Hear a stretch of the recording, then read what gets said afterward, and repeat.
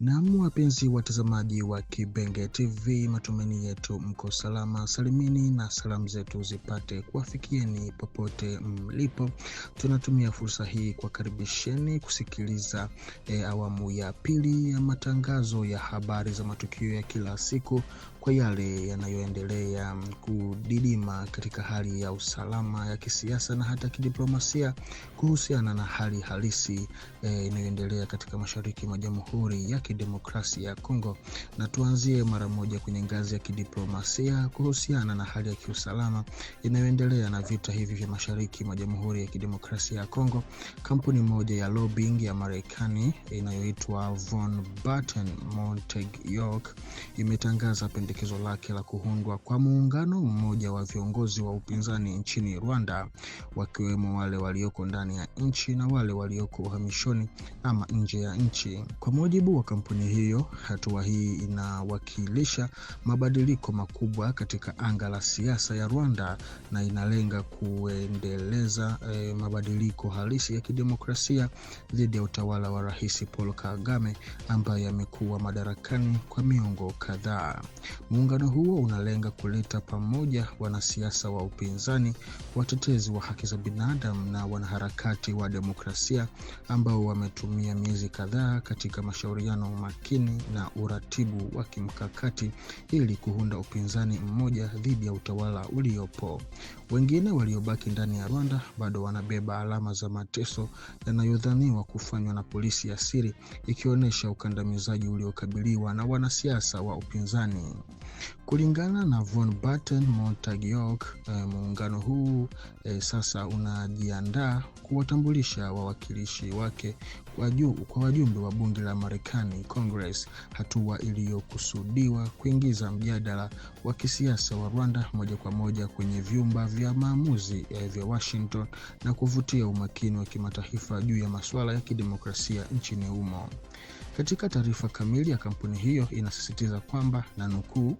baada ya miezi kadhaa ya mashauriano yaliyofanywa kwa nidhamu na uratibu wa kimkakati, viongozi wa upinzani wa Rwanda, watetezi wa haki za binadamu, wanaharakati wa demokrasia na wanasiasa walioko uhamishoni pamoja na wenzao waliobaki nchini, wengi wao bado wakiwa na alama za mateso yanayodhaniwa kufanywa na polisi ya siri ya Paul Kagame, wameamua kuungana chini ya bendera moja ili kulinda demokrasia halisi nchini Rwanda. Mazungumzo kati ya makundi mbalimbali yanaendelea na tunapanga kuanza hivi karibuni kuwatambulisha wawakilishi wa muungano huu kwa wajumbe wa bunge la Marekani, mwisho wa kunukuu. Hatua hii inachukuliwa kama ishara muhimu ya upya na kuimarisha upinzani, ikilenga kuratibu juhudi zake za kukuza haki za kiraia na kisiasa na kuathiri kwa kiasi kikubwa siasa za ndani za kimataifa za Rwanda. Pendekezo hilo linakuja wakati ambapo kujitokeza kugombea urais dhidi ya Rais Paul Kagame nchini Rwanda kunachukuliwa na baadhi ya wapinzani kama hatua yenye hatari kubwa. Sauti mbalimbali za wakosoaji zinaeleza kuwa uamuzi huo unaweza kusababisha madhara makubwa, ikiwemo kukamatwa, madai ya kuteswa au hata vitisho vikali zaidi vinavyotajwa na baadhi ya mashirika ya wanaharakati. Katika muktadha huo, baadhi ya wanasiasa wa upinzani wanasema wanataka kuangazia hali ya wanawake kadhaa wa Rwanda walioko katika siasa au katika utetezi wa haki za kibinadamu, ambao wanadaiwa kulipa gharama kubwa kwa kudai uhuru mpana wa kiraia na mfumo wa vyama vingi vya siasa. Kwa mujibu wa wafuasi wao, wanawake hao ni alama ya uthabiti na ujasiri mbele ya shinikizo la kisiasa.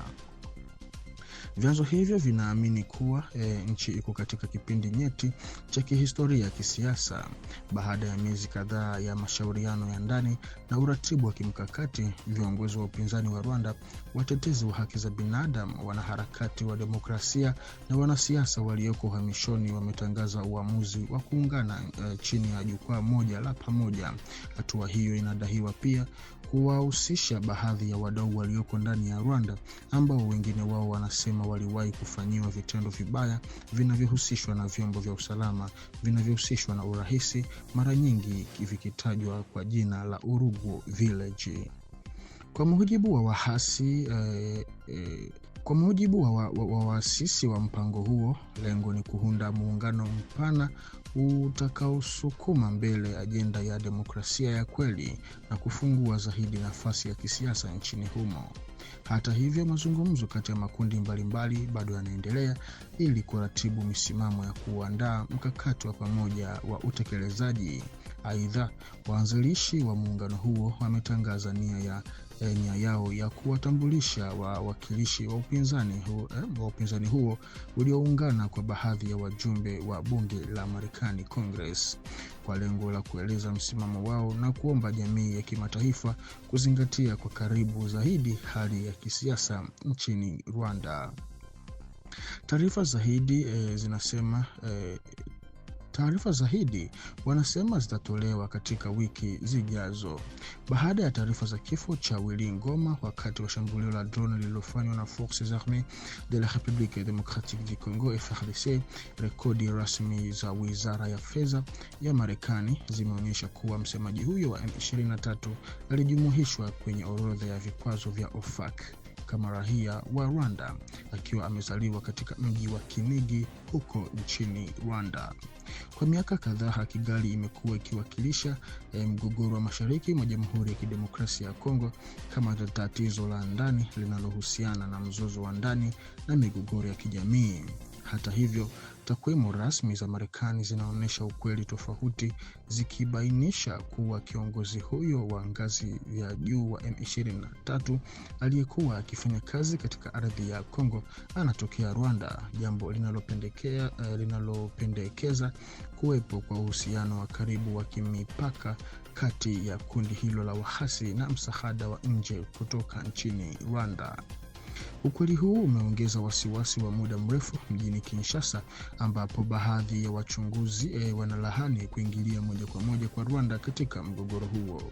Kwa maoni yao, vurugu mashariki mwa Kongo si mapinduzi ya ndani tu, bali ni sehemu ya mkakati mpana unaojumuisha msaada wa kijeshi wa Rwanda, uundaji wa makundi ya wahasi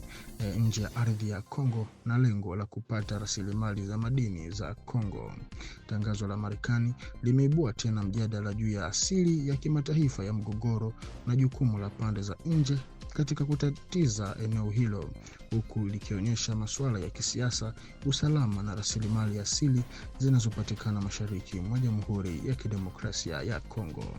Tangu kusainiwa kwa dili la madini kati ya Marekani na Jamhuri ya Kidemokrasia ya Kongo, nchi hiyo ya Marekani kupitia baadhi ya taasisi za umma na hata za kibinafsi pia inaendelea kuonyesha ni jinsi gani iko inafuatilia kwa kina masuala ya usalama katika mashariki mwa DRC